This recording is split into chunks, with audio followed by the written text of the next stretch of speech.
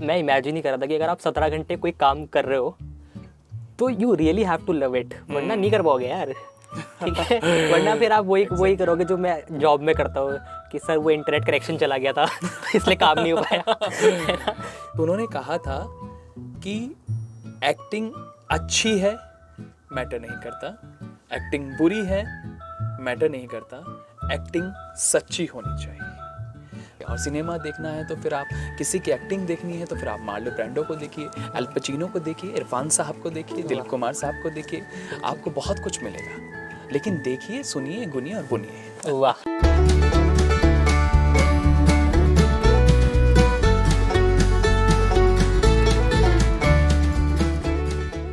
All right, so hi दोस्तों, welcome to the second episode of our podcast called शब्द by अनुराग कौशिक, क्योंकि थोड़ा footage तो हमें भी चाहिए दोस्तों। ठीक है, so, और लास्ट टाइम हम लोगों ने कॉमेडी को डिस्कस करने का ट्राई किया था, और आज उसी प्रथा को आगे बढ़ाते हुए हम एक दूसरी फील्ड में एंटर करेंगे, और वो फील्ड है एक्टिंग। तो उसी के लिए हमारे पास एक कमाल के गेस्ट आज मौजूद हैं। ठीक है, NSD पास आउट हैं ये, अगर इनकी तारीफ़ करनी हो मुझे तो, और बहुत ही कमाल के एक्टर हैं, बहुत सारे प्लेस किए हैं। इनफैक्ट मैंने भी इनके अंडर थोड़ा सा कुछ काम किया, थोड़ा सीखने का मौका मिला, कुछ एक्टिविटीज़ करी और मुझे बहुत मज़ा आया भाई साहब। ठीक है, तो मैंने कहा आज इन्हीं से डिस्कशन, इन्हीं को पकड़ लिया जाए और डिस्कशन करते हैं कुछ थोड़ा एक्टिंग के बारे में और देखते हैं क्या निकल के आता है। So let's give it up for guest of the podcast, give it up for Shubham भैया, as I would like to call him. ठीक है, तो शुभम भैया पहले तो बताओ कैसा लग रहा है, कैसा महसूस कर रहे हो? मुझे अच्छा लग रहा है जब आपने बताया कि ऐसे हम लोग कुछ कर रहे हैं पॉडकास्ट, क्योंकि मैं पर्सनली भी करता आया हूँ और मुझे बहुत मज़ा आता है। सो बहुत अच्छा लग रहा है, तो thank you for that firstly. Thank you so much. तो पहली बात तो ये कि भैया का अगर पॉडकास्ट है तो उसका लिंक हम इधर उधर कहीं नीचे आपको देख लेंगे, डाल देंगे हम। ठीक है, तो वो भी जाके चेकआउट मार लो। ठीक है, और ठीक है, तो स्टार्ट करते हैं। तो जो आपका एक्टिंग को लेके जो प्यार है, जो पैशन है, उसी के रिगार्डिंग आसपास कुछ नॉर्मल डिस्कशन करेंगे हम लोग। ठीक है, कैजुअल फ्री विलिंग टॉक करेंगे। तो मुझे एज मतलब क्योंकि मैं एक्टिंग में बहुत ही नूब किस्म का आदमी हूँ, मतलब मुझे ज़्यादा एक्टिंग के बारे में पता नहीं है। तो बस मुझे ये जानना था कि सबसे पहले जो भी लोग इस पॉडकास्ट को देख रहे हैं, हो सकता है उसमें से भी कुछ लोगों जो आगे आके एक्टिंग करना चाहते हो, तो उनके लिए मुझे जानना था कि अगर मुझे एक्टर बनना है तो उसका फर्स्ट स्टेप क्या है, एज इनकी मैं कहाँ से शुरुआत करूँ। क्योंकि बहुत सारे लोगों को करना होता है बट उन्हें पता नहीं होता कि कहाँ से वो पहला उनको मौका मिलेगा, है ना। सो पूरा उनका एक जर्नी जो होती है ना, वो आउटलाइन अगर आप कर पाओ ऑडियंस के लिए कि कहाँ से स्टार्ट करें, फिर क्या करें, मतलब हम थिएटर करें या NSD की तैयारी करें या क्या करें, तो ये सवाल रहता है। सबसे पहले तो बहुत अच्छा क्वेश्चन आपने पुटअप किया। तो मैं जैसा तो कहना चाहता हूँ कि लाइफ में जब से हमारी लाइफ स्टार्ट होती है तब से हम एक्टिंग कर रहे होते हैं, और हर स्टेप पे हम एक्टिंग करते हैं। लाइक एक बच्चे को भूख लगती है तो वो रोता है, और रो के वो एक्ट करता है, तब जाके उसकी माँ को पता चलता है कि इसको भूख लगी है, वो उसको खाना, इसको फीड करती है। इसी तरह जब हम कहीं किसी ऑफिस में काम कर रहे होते हैं और अपने हमारे बॉस से हम मिलने जाते हैं, तो हमारी टोन, हमारा बात करने का तरीका, लहजा जस्ट चेंज हो जाता है, हम एक्ट करना शुरू करते हैं। इसी तरह लाइफ में अगर हम बात करें, विलियम शेक्सपियर ने भी कहा था कि लाइफ इज़ अ स्टेज, और हम यहाँ पर अलग अलग किरदार निभाते हैं। तो हर उम्र के साथ, हर समय, हर जगह के साथ हम किरदार और एक्टिंग कर रहे होते हैं। तो एक्टिंग तो बाय बर्थ हमारे साथ रहती है। अब बात आती है कि एक्टिंग में करियर परस्यू करने की, तो उसके लिए बहुत अच्छा कहा आपने, थिएटर एक बहुत अच्छा मीडियम है। थिएटर से आप शुरुआत कर सकते हैं। यहाँ पर एक्टिंग अगर आप एज ए करियर भी ना परस्यू करें तो थिएटर करने से आपकी पर्सनैलिटी में डेवलपमेंट होता है। आप लोगों से आप बात करने में, कम्युनिकेट करने में बहुत फ्रीली हो जाते हैं चीज़ों को लेकर। सो बहुत अच्छा है अगर आप थिएटर करते हैं। और रही बात NSD और उन सब की, तो हाँ बिल्कुल आप कर सकते हैं। उसका कुछ बेसिक क्राइटेरिया है and you have to fulfil that criteria, और आप NSD भी कर सकते हैं। वो क्राइटेरिया आई थिंक ये है ना, कुछ 8 या 9 प्लेस करे होने चाहिए। देखिए ऐसा है, नेशनल स्कूल ऑफ ड्रामा जो दिल्ली में है, उनका जो क्राइटेरिया है, फर्स्टली आप ग्रेजुएट होने चाहिए। ओके, और सेकंड ठीक चीज़ है। ये है कि आपने कम से कम 10 प्लेज में काम किया होना चाहिए, मतलब 10 ओके। नाटकों में आपने काम किया होना चाहिए। उसके बाद एक आपका रिटर्न होता है और एक ऑडिशन होता है। उसको बाद कुछ लोगों को चुना जाता है वर्कशॉप के लिए, और उन वर्कशॉप में से आज के टाइम में 27 लोगों को चुना जाता है 3 साल के इंटेंस कोर्स के लिए। और इसके अलावा भी 1 साल के कोर्स अभी नए सेंटर से स्टार्ट हुए हैं, जैसे बनारस में हैं, और सिक्किम में भी कई साल से चल रहा है, बेंगलोर में है, और इधर त्रिपुरा में थिएटर इन एजुकेशन है, वहाँ पर ये सेंटर चल रहे हैं NST के। ओके, तो दोस्तों रिटर्न होता है, ठीक है, तो पढ़ना तो इधर भी पड़ेगा। ठीक है, समझ गया।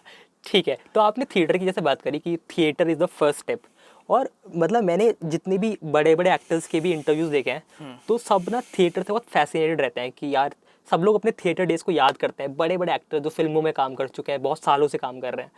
तो मुझे जानना था कि मतलब थिएटर में ऐसा क्या है, थिएटर आपको क्या देता है ऐसा जो लोगों के साथ रहता है ना, क्योंकि हर बंदा, हर एक्टर के लिए थिएटर डेज बहुत स्पेशल होते हैं उनके लिए, है ना। सो वो क्या है, what is so special about theatre? देखिए, आप इंजीनियरिंग बैकग्राउंड से आते हैं, जहाँ तक मैं समझता हूँ, तो एक मैकेनिक और एक इंजीनियर में कुछ फ़र्क होता है, ठीक है, और वो होता है ट्रेनिंग का फ़र्क, कि आप वेल ट्रेंड हैं इसलिए आप इंजीनियर कहे जाते हैं, है ना, आपका वो प्लस हो जाता है। इसी तरह एक्टर के लिए भी ट्रेनिंग बहुत ज़्यादा ज़रूरी है, कि वो वर्सेटाइलिटी जो है, आप भिन्न भिन्न तरह के किरदारों को जीते हैं और उसे बखूबी निभा जाते हैं, उसके लिए आपको एक पर्टिकुलर ट्रेनिंग की रिक्वायरमेंट होती है। वो ट्रेनिंग आपको मिलती है राष्ट्रीय नाट्य विद्यालय, नेशनल स्कूल ऑफ ड्रामा जैसे सेंटर्स से, जहाँ पर आपको 3 सालों में या 1 साल में जो कोर्स आप कर रहे हैं उसमें आपसे इतना काम किया जाता है, क्योंकि मुझे जहाँ तक याद है हमने 17 घंटे काम किया, 17 आवर्स इन अ डे।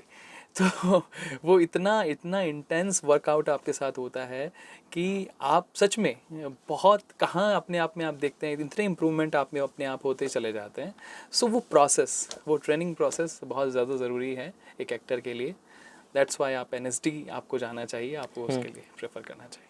समझ गया। मतलब यार मैं इमेजिन ही कर रहा था कि अगर आप 17 घंटे कोई काम कर रहे हो तो you really have to love it, वरना नहीं कर पाओगे यार।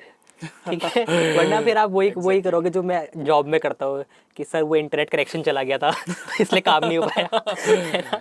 सो हाँ, I think you really have to love it. समझ गया। So I think that's why theatre is important. Cool.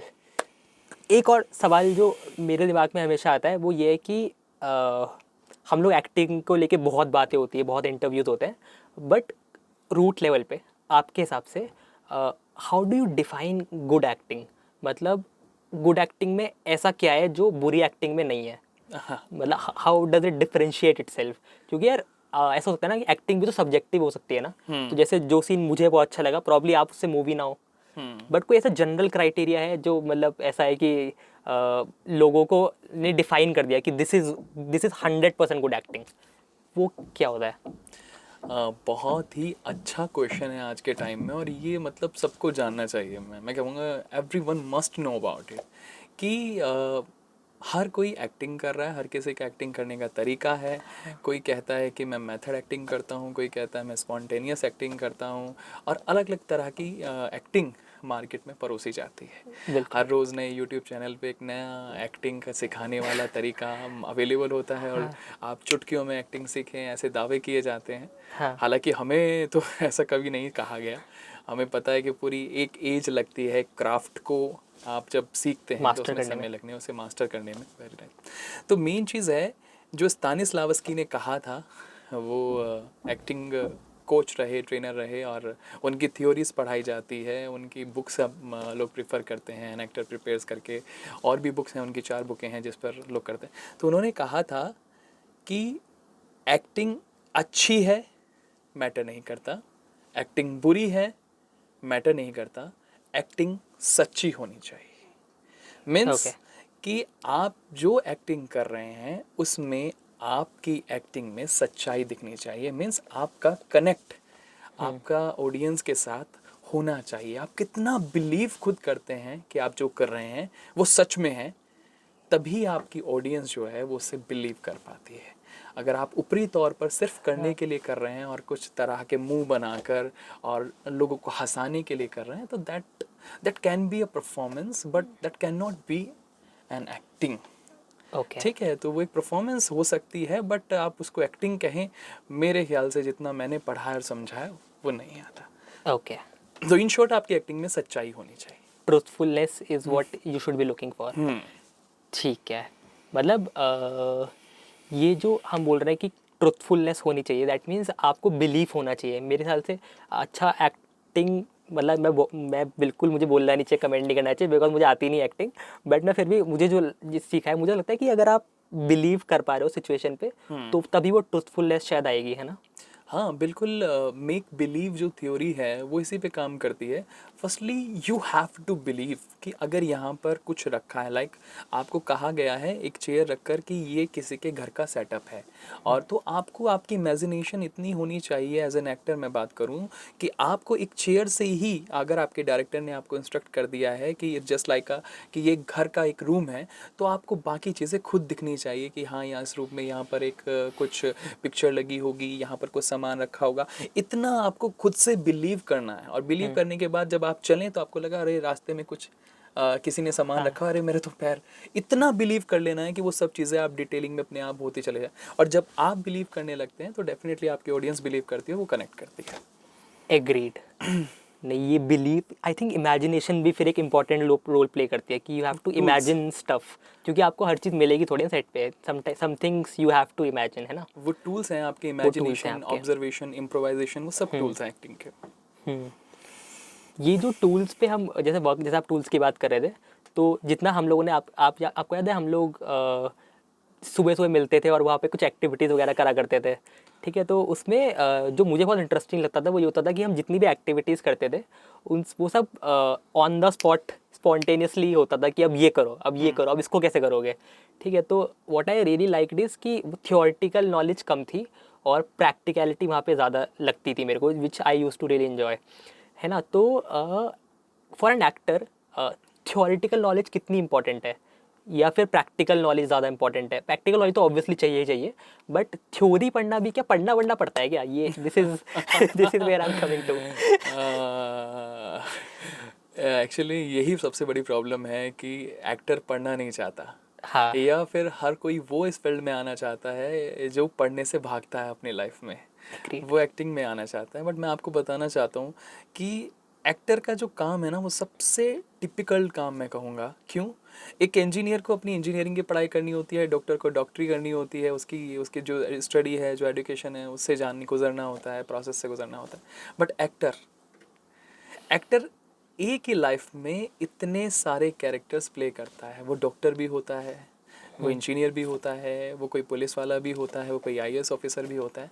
तो अब ये सोचिए, इतने सारे कैरेक्टर्स को प्ले करना, इतने सारे किरदारों को जीना, तो इतने सारे किरदारों को जीने के लिए आप देखो पढ़ाई फिर कितनी ज़्यादा ज़रूरी होगी। क्योंकि एग्रीड।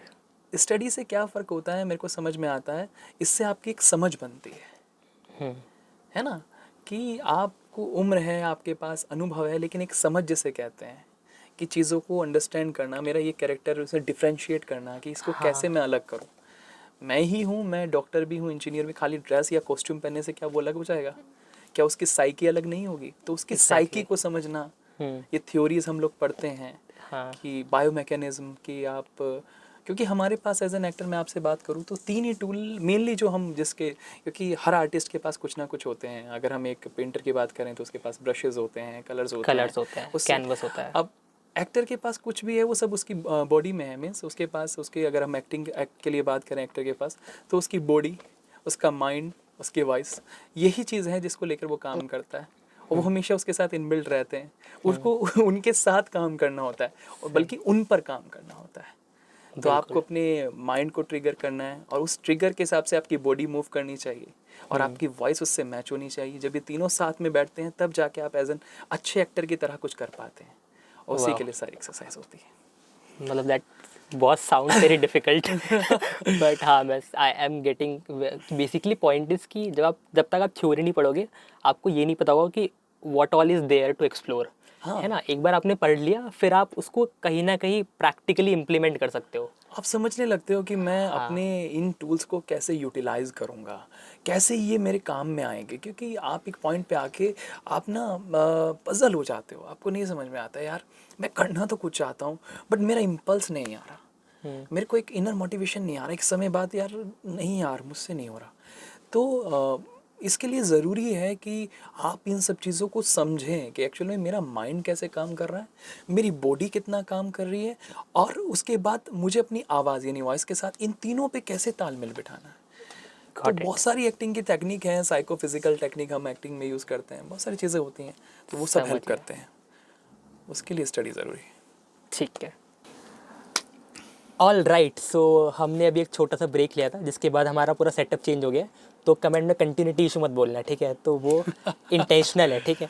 सो हम लोग अपने डिस्कशन को कंटिन्यू करते हैं। शुभम भैया, हमने भी बात करी थी एक्टिंग के बारे में, थिएटर के बारे में, कौन कौन सी क्वालिटीज़ हमें चाहिए, राइट।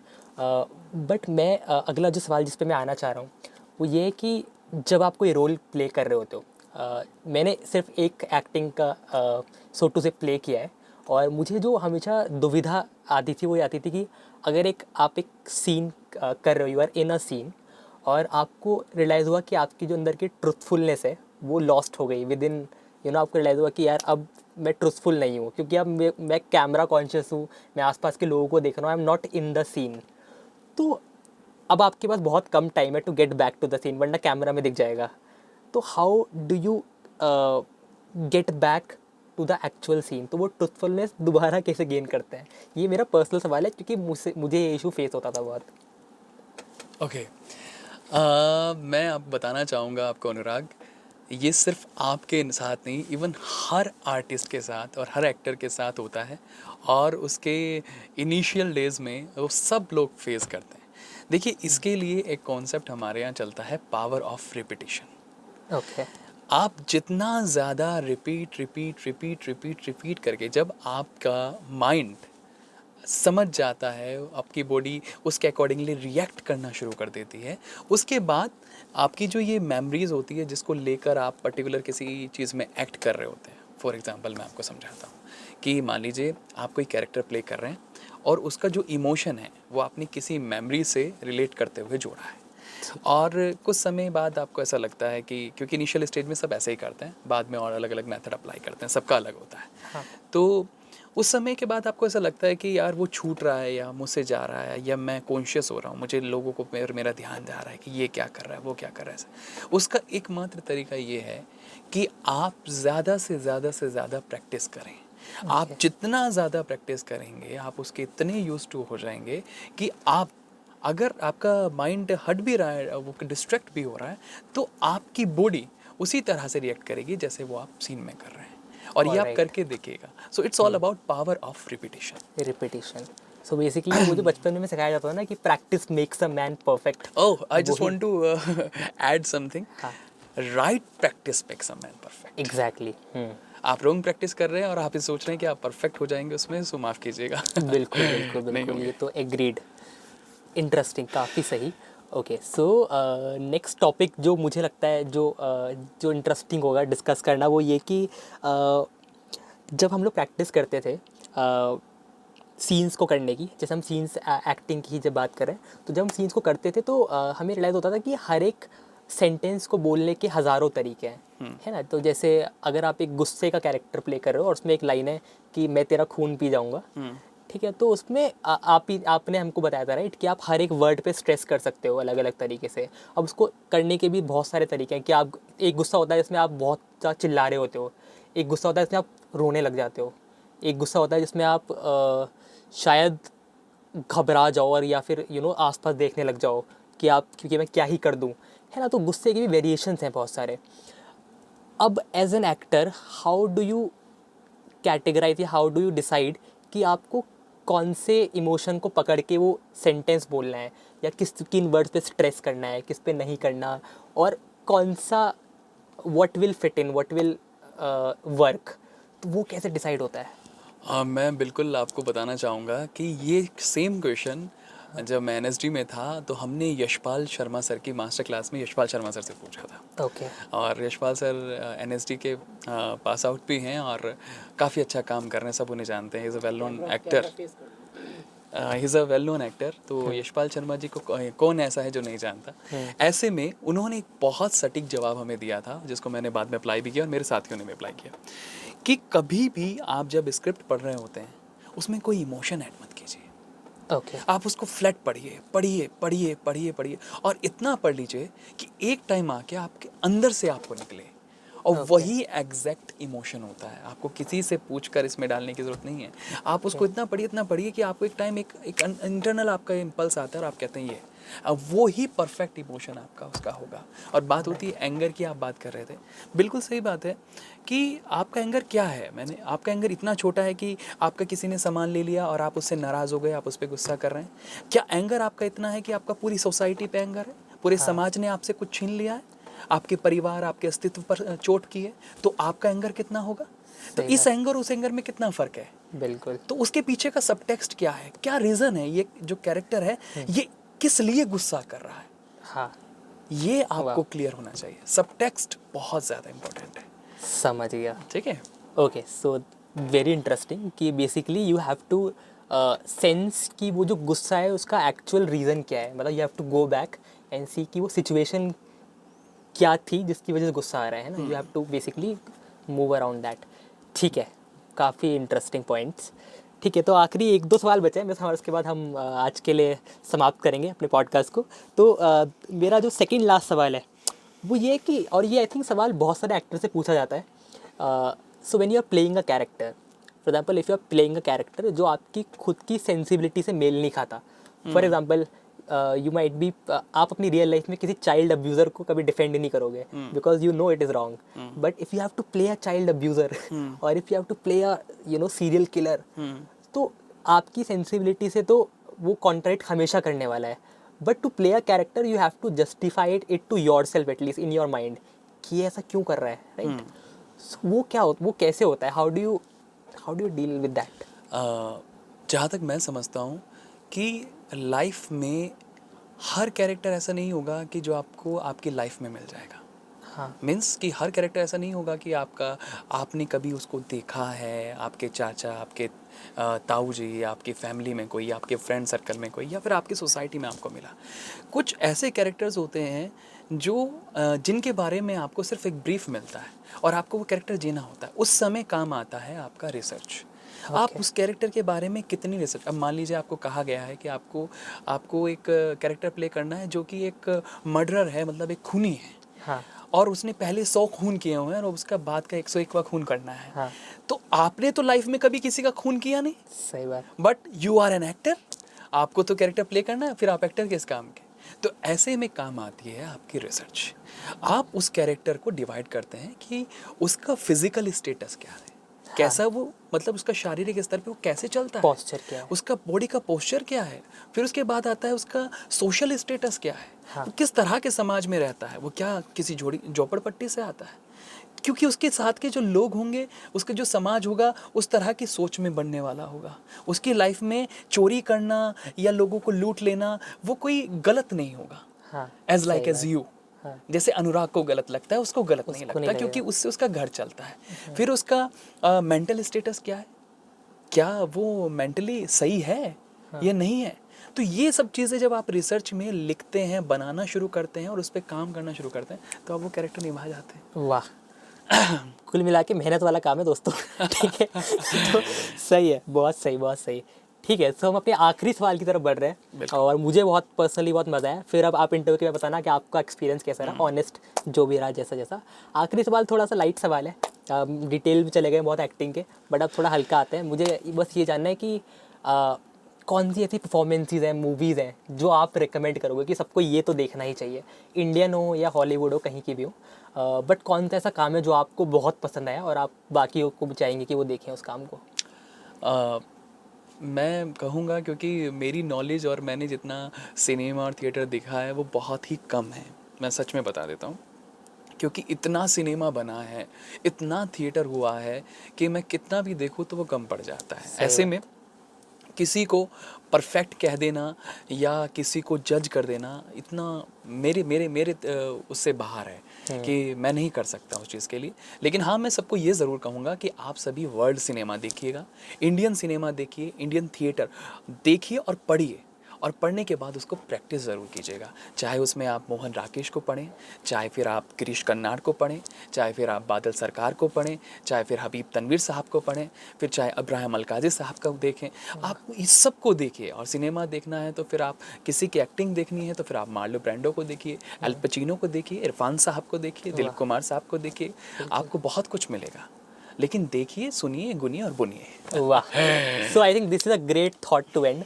ठीक है, ऑल्सो मैं एक चीज़ और ऐड करना चाहूँगा कि थिएटर की भैया ने बात करी कि थिएटर को पढ़िए और थिएटर को अटेंड करना स्टार्ट करिए। ये मैं इसलिए बोल रहा हूँ क्योंकि थिएटर में कुछ प्लेज, हालांकि मैंने सिर्फ 1-2 ही प्ले किए हैं तो मैं एक्सपीरियंस तो नहीं हूँ क्लियरली, बट जो मुझे रियलाइज़ होता है वो ये होता है कि कुछ प्लेस बहुत अच्छे लिखे हुए हैं, मतलब उसमें जो इमोशंस का पोर्ट्रेयल है वो इतना प्यारा है कि अगर आप प्ले नहीं भी देखने जा सकते, नहीं भी आप अटेंड कर सकते या नहीं भी कर सकते खुद प्ले, तो आप पढ़ के भी उस दुनिया को महसूस कर सकते हैं। बिल्कुल बिल्कुल। मैं इसमें एक पॉइंट ऐड करना चाहूँगा।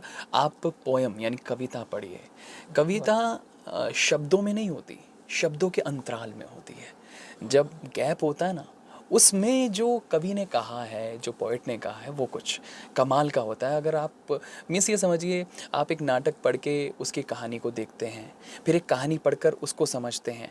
कविता में चंद लाइनों में वो आपको सब कुछ मिल जाता है। वाह, और इसी के साथ अगर मैं अपनी तरफ से एंड करूं तो मैं तो यही कहूँगा कि मंजिल मिल ही जाएगी, भटकते भटकते ही सही, गुमराह तो वो हैं जो घर से निकले ही नहीं। वाह, all right, so that has been the podcast दोस्तों। और अगर आपको अच्छा लगा तो आपको क्या करना है आपको पता है, ठीक है, लाइक शेयर सब्सक्राइब, वो 3 सरकारी काम है जो आपको करने होते हैं, ठीक है, तो वो कर दो। और शुभम भाई का इंस्टाग्राम लिंक और इनके सारे लिंक, इनका जितना भी काम है वो सब हम लोग डिस्क्रिप्शन में डाल देंगे, तो उसको चेकआउट करो। और मिलते हैं अगले किसी आर्टिस्ट के साथ और कुछ और नई आर्ट फॉर्म या कोई और आर्ट फॉर्म को किसी नई तरीके से डिस्कस करने का ट्राई करेंगे। So that is has been the podcast. Thank you so much और सायोनारा। Thank you, thank you.